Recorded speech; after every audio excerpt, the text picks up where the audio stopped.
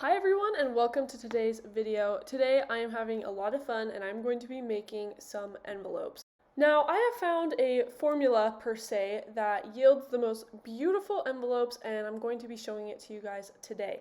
I have a template here from the March kit that I am using, and I also just have a regular square piece of paper 7 by 7 inches that I'm also going to make an envelope with. So if you have templates or if you just have a square piece of paper, you can do this easy craft.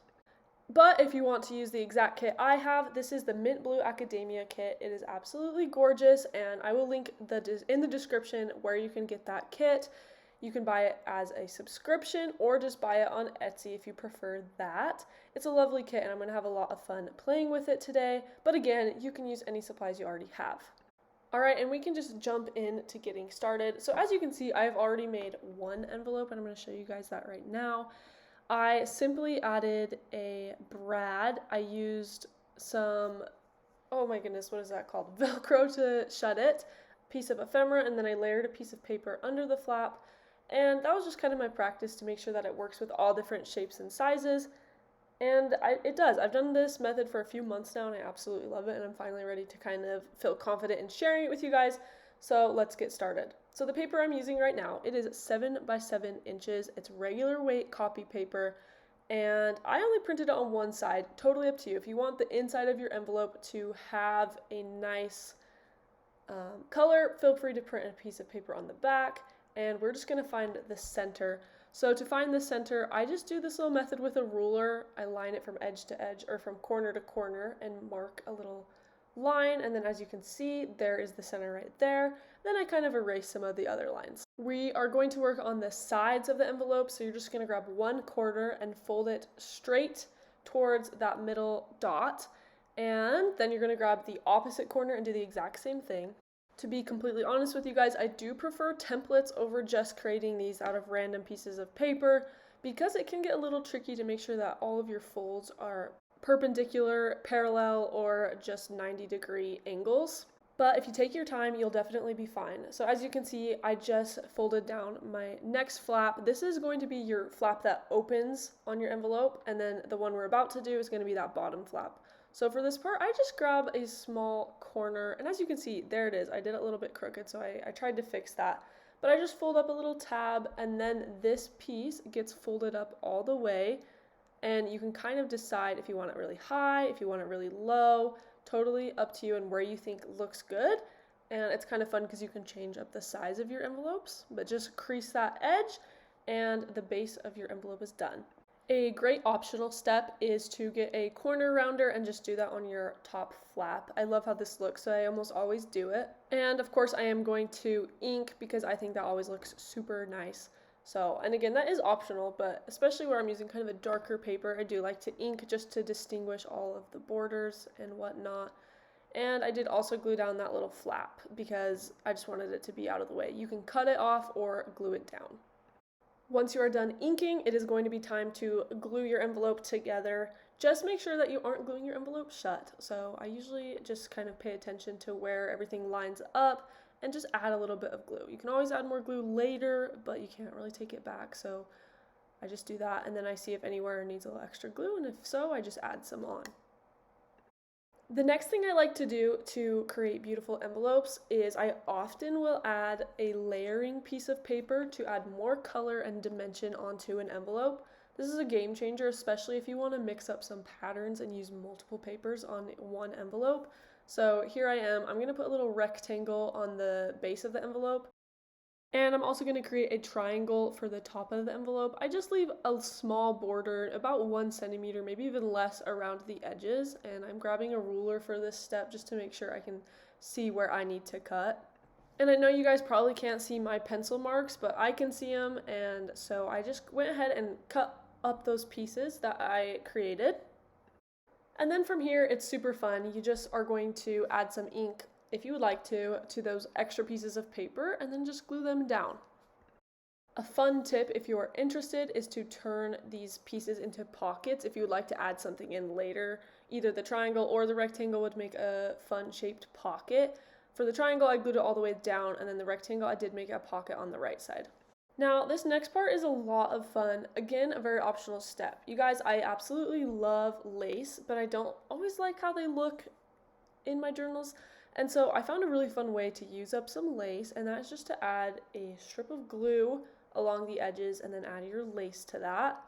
Just make sure that you have the same amount of lace peeking over the edge on both sides all the way through.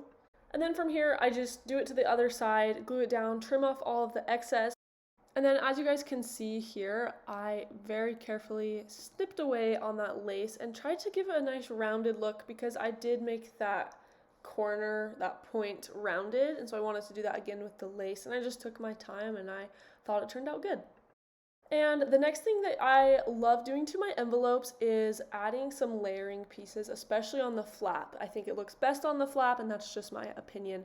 But I found these really small tidbits that are from the March kit, and I just glued them on. You can make this step as complicated or as easy as you would like. I made it pretty easy. I only used 2 pieces here, and I loved how it turned out. And so this is the embellishing step, and one more thing I wanted to do to embellish is to add that little charm.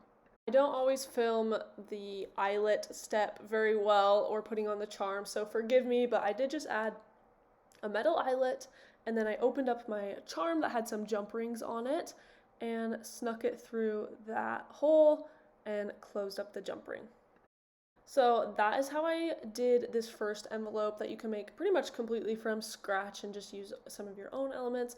And we're gonna do the exact same thing with that template from the March kit. We are doing a couple different things, just variations of what was done before, and it will be a little bit simpler because it is a template, so you don't have to fold anything fancy that you're not sure of. All the lines are already there. I've already inked and scored it, and so it's ready to go. First things first is you do the same thing. You glue down that flap. I also wanted to add more lace onto this one, so I just did that. I did plenty of glue, added that lace on the borders, and did it on both sides. And then, of course, I trimmed up the extra pieces, giving it a round edge. I also kept this envelope pretty simple by just adding on 1 piece of ephemera. Sometimes I'll do like 10 pieces and just make this really gorgeous collage, but I was feeling simple today, so that's what I did. And again, I added an eyelet, but we're not going to just straight up add a charm this time. I have a fun little method that I've been liking to do lately.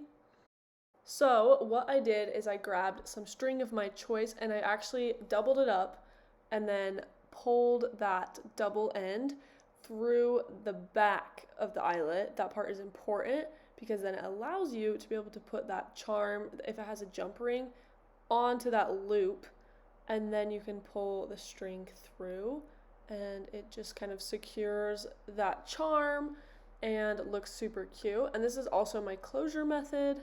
All I do is I just wrap that string around the envelope, and I don't know how, but it does somehow secure it pretty well.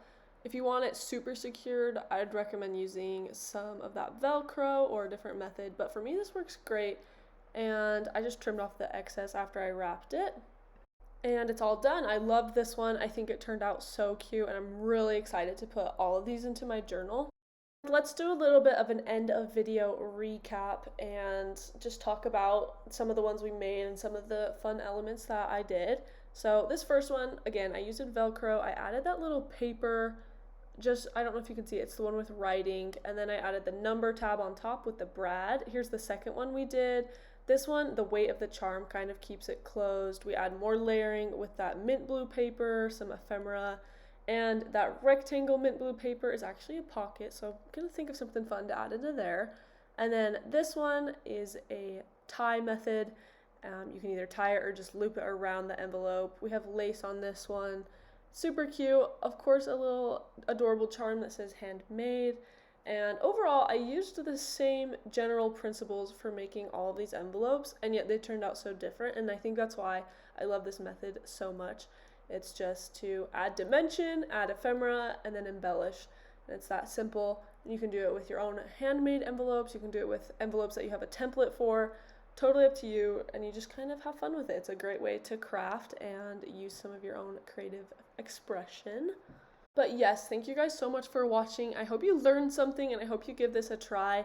If you are wanting the exact kit I used because you're loving it, then feel free to check out the description of this video, and also I will have some more information at the very end of this video. And I hope you guys have a wonderful day, and we will see you next time. Bye.